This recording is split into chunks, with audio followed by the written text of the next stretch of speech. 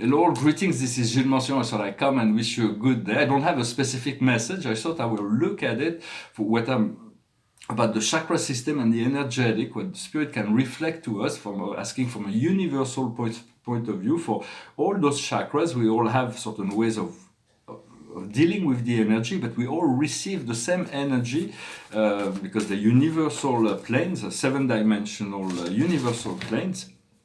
I'm going to pull 9 cards, and we'll see what spirit may reflect as those cards from the Akash.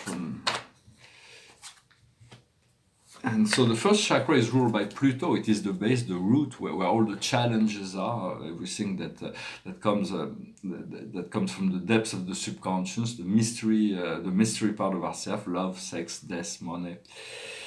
And here we have finances. Wow, wonderful. So it is all abundantly, there is this abundance, always wonderful to have abundance at the base. The base is what grounds us, and so it is important to clear up our base as much as possible and to be abundant and flow there.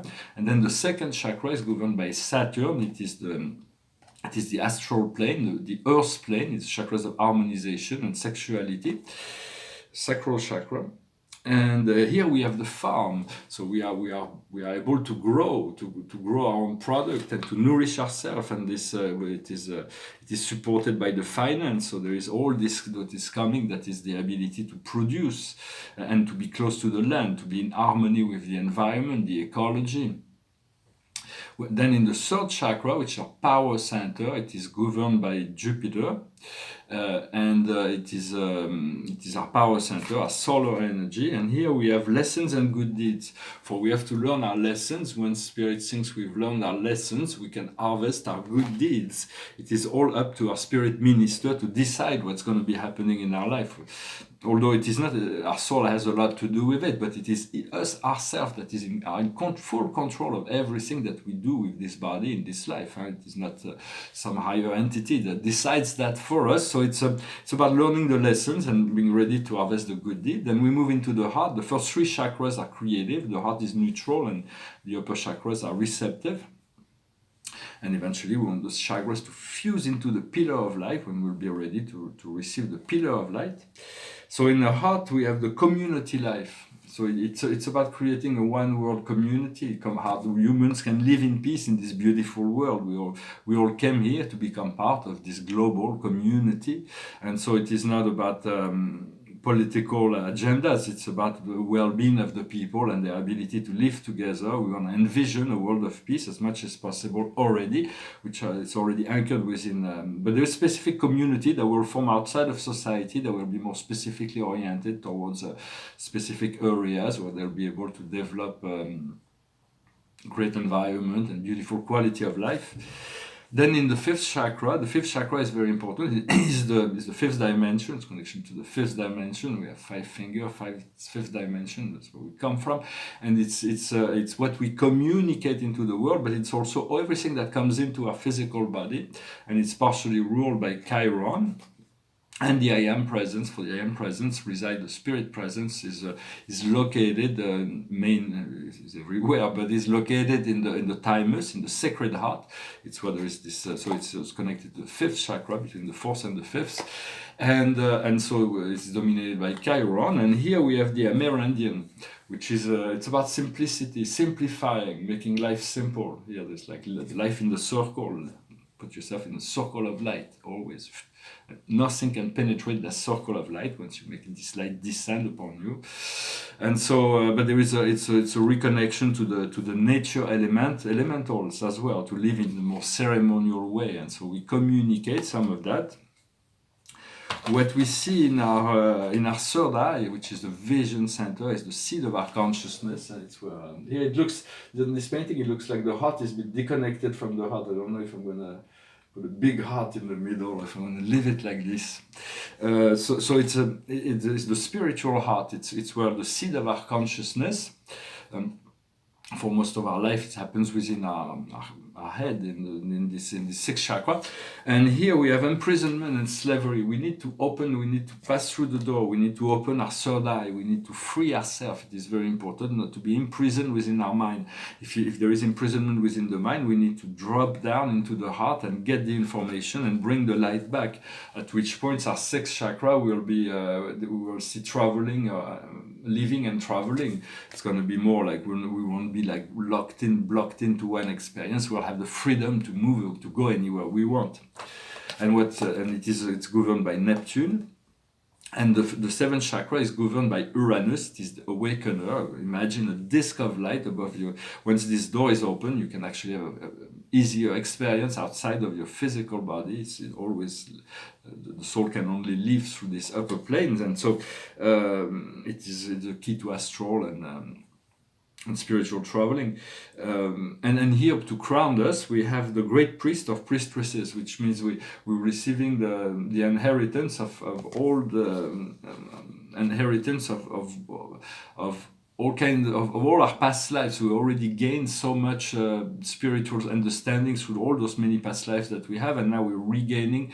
We're no longer those past lives, but we're regaining all this information, and as well as developing some new ones. So it's about coming back into our own power. And the Earth chakra, what's below our feet, is the scribe or the writer. It is about continuing. I'm getting ready to move forward with my writing. It's important to continue to take notes and write. And that's what comes from Mother Earth. For this book will be I think it will be a bestseller, and it will be giving a lot of information to a lot of people in terms of what they need to address for the rest of their life in relationship to this great change of energy. And what crowns us, what comes from the sky, from heaven, from the soul star, from our higher self, is the vessels. So it's about love. I painted a boat the other day. I really like it. It's a really nice boat. I'm going to paint probably another one. I can wait to have a boat. I enjoy going on to boats, big ones, small ones, sailboat, motorboats. I haven't been a submarine, but it's like traveling the sea is very mysterious. It's like there's more to the sea that there is to the land. Imagine all the riches that we have on land. That there is like even more riches on the bottom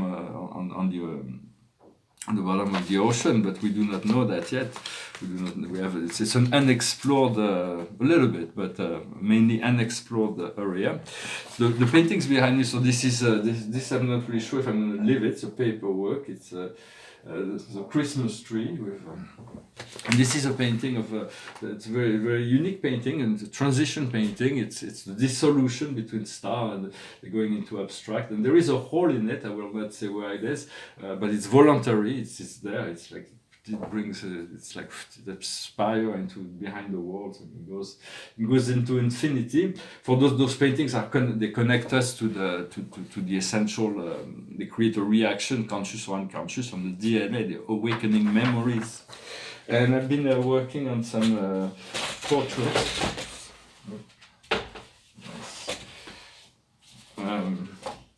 First is the portrait of Claude Monet, but I got to work on it. It's got to be impressionist right now. It's just the design. Been working on this Basquiat. I'm not really sure what I'm going to be doing. I'm still studying, thinking about it. I wrote some words on it, and then I removed them. Then there's a portrait of Paul Klee. I don't know where it's going to become to. The color's probably going to change a lot from his own self-portrait. And this is another portrait of Magritte. Probably going to say this is not René Magritte, but it's not finished. Just work on projects I'm working on. It's so many other big projects that are coming together. I'm just doing the planification right now. Finish with a song and pour one more card. This song of David Bowie. It goes like this. We passed upon the stair. We spoke of what and when.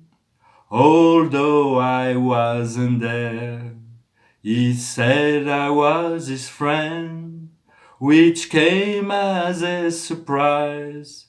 I spoke into his eyes. I thought you died alone, a long, long time ago. Oh no, not me. We never lost control. You face to face with the man who sold the world.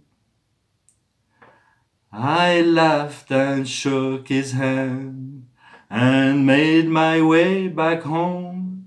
I searched for foam and land. For years and years I roam. I gaze a gazeless stare and walk a million hills. I must have died alone a long, long time ago. Who knows? Not me. I never lost control. You're face to face with the man who sold the world. Who knows? Not me. I never lost control. You're face to face with the man who sold the world. Beautiful song from David Bowie. Very mysterious. This was Bowie was the most cosmic of all rock singer. It was this power of metamorphosis that was like he went through all kinds of different personas. The card of the day is the Wheel of Fortune, the Archangel Jeremiel. A brand new beginning. You're arriving at a turn, a change of direction to access happiness. So he's levitating around this wheel, and so it's such a wonderful time. I thank you very much for liking, sharing, commenting, subscribing, and I'll talk to you later. Namaste.